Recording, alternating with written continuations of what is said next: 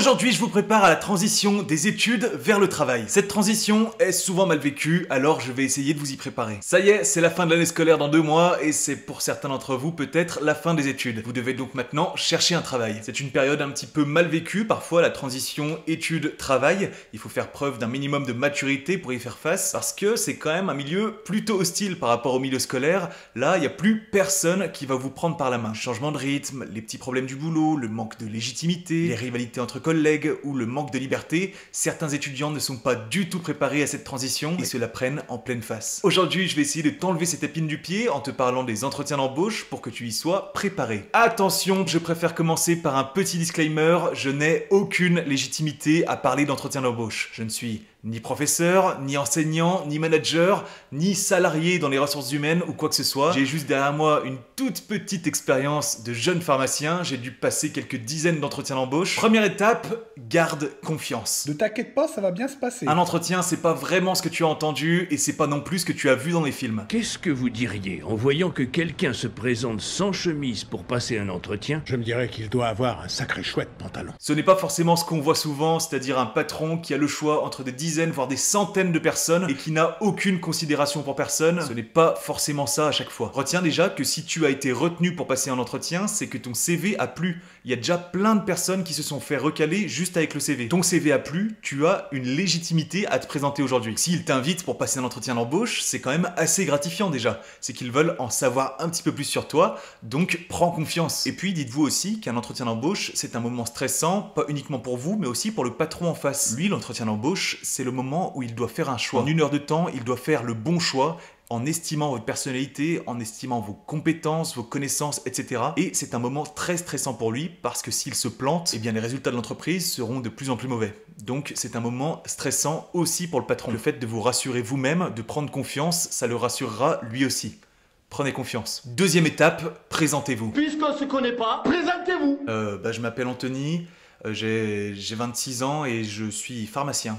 Voilà. C'est non. Quand on te demande de te présenter, ça ne peut pas être juste ça. Tu dois dire pourquoi tu as fait ce choix de carrière, pourquoi ça t'intéresse, pourquoi tu es allé dans telle école, quelles sont les compétences et les connaissances que tu en as tirées, quelles sont tes anciennes expériences professionnelles. Bref, tu as plein de choses à dire lors de ta présentation. En fait, cette présentation, c'est juste une sorte d'introduction qui permet au recruteur d'orienter ensuite l'entretien. Vous m'avez parlé de votre expérience à l'hôpital tout à l'heure en tant qu'externe en pharmacie. Vous pouvez peut-être me dire les compétences que ça vous a apporté. Vous m'avez aussi parlé de votre ancienne expérience professionnelle.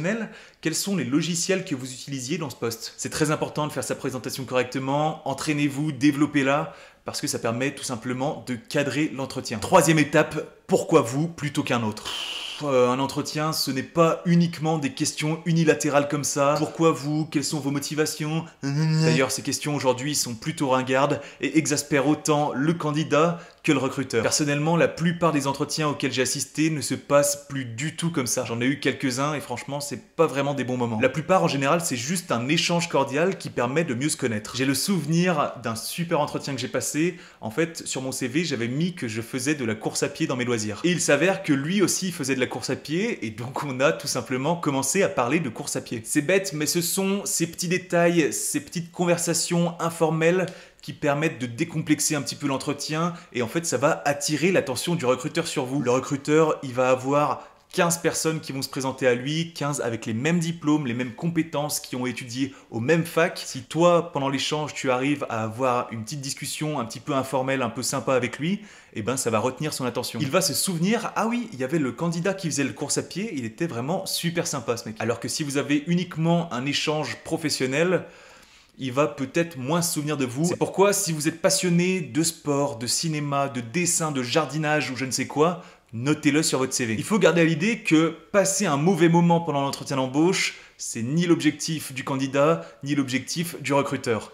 Alors un entretien d'embauche, c'est un peu comme un rencard, il faut vraiment que ça matche des deux côtés. Je crois vraiment que c'est le point primordial, il faut vraiment que ce soit une entente réciproque. Si vous êtes pris au poste mais que vous avez détesté la façon dont se comportait le recruteur pendant l'entretien, ne vous infligez pas la charge mentale de travailler pour cette personne. Et au contraire, si vous avez toutes les compétences nécessaires, si vous avez toutes les connaissances, tous les diplômes nécessaires pour le poste, mais que le recruteur n'aime pas votre façon de faire, votre façon de vous comporter, ou qu'il aime tout simplement pas votre gueule, eh bien c'est son choix. Alors c'est le moment de faire preuve de toute l'élégance et toute la sympathie dont vous êtes capable. Quatrième étape, can you speak English? Ne mentez pas. Si vous commencez à dire oui, je me débrouille vraiment très bien, voilà, l'anglais c'est pas du tout un problème pour moi, et qu'après le recruteur commence à vous dire ok, so let's try in English. Monsieur, si vous m'entendez, serrez-moi la main, ouvrez les yeux. Yes, very good. Anthony, my name. I like pharmacy. Vous allez vraiment passer pour un âne. Soyez honnête, jugez votre niveau à sa juste valeur et franchement rassurez-vous parce qu'en général, dans la plupart des postes, un anglais moyen suffit largement. Moi je suis très loin de parler anglais couramment et pourtant j'ai travaillé dans une équipe d'Américains sans aucun problème. Parfois ça accroche, c'est sûr, mais on trouve toujours un moyen de se faire comprendre. Cinquième étape, bon Anthony ça suffit, arrête de parler français, parle-moi en euros. Quelles sont vos prétentions salariales? Et là j'ai envie de vous dire tout simplement, n'acceptez rien qui dévalorise votre diplôme. Ne vous faites pas marcher sur les pieds. Votre diplôme a de la valeur, votre savoir a un prix. Vous avez réussi un concours très difficile pour accéder à ces études, vous avez écrit une thèse, vous êtes docteur, vous avez le droit de fixer un prix pour vos services. Et si l'entreprise n'est pas prête à vous payer en conséquence, ce n'est pas grave, vous allez trouver quelqu'un d'autre, une autre entreprise, qui sera prête à avancer les fonds nécessaires. On fait attention aux primes aussi, j'ai déjà vu des jobs qui proposent un fixe très bas, genre 1500 €, mais tous les mois vous avez 2000 € de prime. C'est vraiment pas bon signe. En plus, pas de chance, quand vous serez au chômage, votre indemnité ne sera pas calculée sur 3500 €, mais sur 1500. Et pareil pour votre retraite. Et en plus, si vous voulez faire un emprunt bancaire pour acheter une maison par exemple, eh bien votre emprunt sera calculé sur 1500 €, pas sur les primes. Puisque la part variable, donc les primes, sont par définition variable. Faites attention au niveau du salaire, donc renseignez-vous auprès des personnes qui ont le même diplôme, le même profil, qui travaillent dans à peu près le même type de structure, le même département, etc. Ça vous donnera une idée de ce que vous pouvez espérer gagner. Et puis de toute façon, il n'y a pas que l'argent, il faut arrêter de penser qu'au salaire. Franchement, c'est pas la peine de gagner 6000 € si vous avez une charge mentale de fou, si vous êtes tout le temps sous stress, que vous rentrez à 20 h le soir.